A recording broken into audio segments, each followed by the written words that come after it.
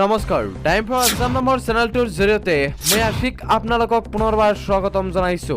এই মুহূৰ্তত আহি পৰিছে আপোনালোকৰ বাবে আজিৰ কেইবাটাও গুৰুত্বপূৰ্ণ খবৰ আৰু এনে ধৰণৰ খবৰসমূহ নিতৌ চাবৰ কাৰণে আমাৰ চেনেলটো সাবস্ক্ৰাইব কৰ লগতে ভিডিঅ'টোত এটা লাইক আৰু এটা শ্বেয়াৰ কৰি দিব।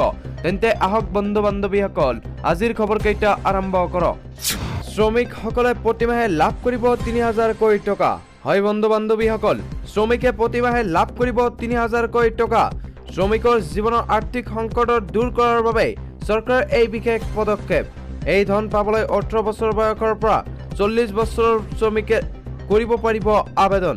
৬০ বছৰৰ পিছত শ্ৰমিকে বৃদ্ধ অৱস্থাত পেঞ্চন হিচাপে লাভ কৰিব ৩০০০ কোটি টকা। প্ৰধানমন্ত্ৰীৰ শ্ৰমযোগী মানধন আঁচনিৰ অধীনত পাব এই ধন। প্ৰতি মাহে ১৫,০০০ টকাতকৈ কম উপাৰ্জন কৰা শ্ৰমিকে পাব এই সুবিধা। প্ৰতি মাহে উপাৰ্জনৰ পৰা ৫৫ টকাৰ পৰা ২০০ টকা পৰ্যন্ত জমা কৰিব লাগিব আপুনি।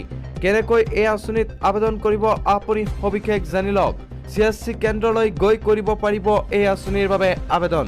জনধন একাউণ্ট, আধাৰ কাৰ্ড আদি তথ্য দিব লাগিব আপুনি। লগতে এই আঁচনিৰ বিষয়ে জানিবলৈ টোল ফ্ৰী নম্বৰত কল কৰিব পাৰিব আপুনি। নম্বৰটো হৈছে 1800-267-6888 নম্বৰটোত আপুনি যোগাযোগ কৰিব পাৰে। কি ভিত্তিত নিয়োজিত হৈ থকা লোকে লাভ কৰিব এই আঁচনিৰ ধন? আনৰ ঘৰত কাম কৰা লোকেও পাব এই সুবিধা। চালকসকলেও লাভ কৰিব এই সুবিধা। লগতে প্ৰাৰম্ভৰে লাভ কৰিব এই বিশেষ সুবিধা। জাবৰ জোথৰ বুটলা লোকে লাভ কৰিব এই বিশেষ সুবিধা। দৰ্জী মধ্যাহ্ন ভোজনৰ কৰ্মচাৰীয়ে লাভ কৰিব এই সুবিধা। ৰিক্সা চালক, নিৰ্মাণ কাৰ্যত জড়িত শ্ৰমিকে লাভ কৰিব এই সুবিধা। আপুনি জমা কৰা ধনৰ লগতে আপোনাৰ নামত চৰকাৰেও জমা কৰিব ধন। ৬০ বছৰ বয়সৰ পিছত পেঞ্চন হিচাপে এই ধন লাভ কৰিব প্ৰতিগৰাকী শ্ৰমিক। কেন্দ্ৰীয় চৰকাৰৰ কৰ্মচাৰী হল কেতিয়া বৃদ্ধি হ'ব অসম চৰকাৰৰ কৰ্মচাৰীৰ দিয়ে? এই মুহূৰ্তত আহি পৰিছে এটা ডাঙৰ গুৰুত্বপূৰ্ণ খবৰ। কেন্দ্ৰীয় চৰকাৰৰ কৰ্মচাৰীৰ বাবে বৃহস্পতিবাৰে কেন্দ্ৰীয় কেবিনেটে ডিয়াৰনেছ এলাউন্স অৰ্থাৎ মৰগীয়া বোনাছৰ ৪% বৃদ্ধি কৰি বেচিক পেৰ ৫০%লৈ অনুমোদন জনায়। ২০২৪ চনৰ ১ জানুৱাৰীৰ পৰা কাৰ্যকৰী হ'ব লগা এই বৰ্ধিত মৰগীয়া বোনাছৰ ৫০ লাখৰো অধিক কেন্দ্ৰীয় চৰকাৰৰ কৰ্মচাৰী আৰু ৬৮ লাখৰো অধিক পেঞ্চনৰ উপকৃত হ'ব। ইয়াৰ উপৰিও কৰ্মচাৰীসকলৰ বাবে হাউচ ৰেণ্ট এলাউন্স অৰ্থাৎ ঘৰ ভাড়াৰ পট্টাও বৃদ্ধি কৰা হৈছে।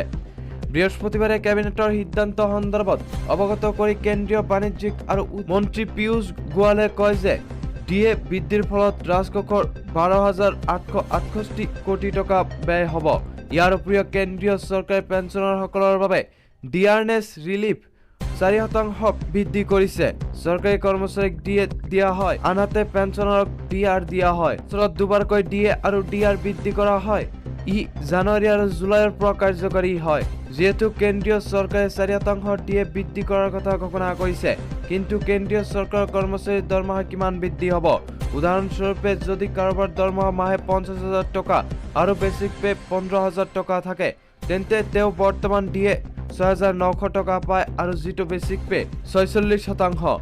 অৱশ্যে ৪% বৃদ্ধিৰ পিছত কৰ্মচাৰীজনে যিটো পূৰ্বৰ ৬,৯০০ টকাৰ তুলনাত ৬০০ টকা বেছি। লগতে আজিৰ পৰৱৰ্তী খবৰ, চৰকাৰী কৰ্মচাৰীসকলৰ বাবে বৃহৎ খবৰ। অষ্টম দৰমহা আয়োগে শীঘ্ৰেই কাৰ্যকৰী হ'ব।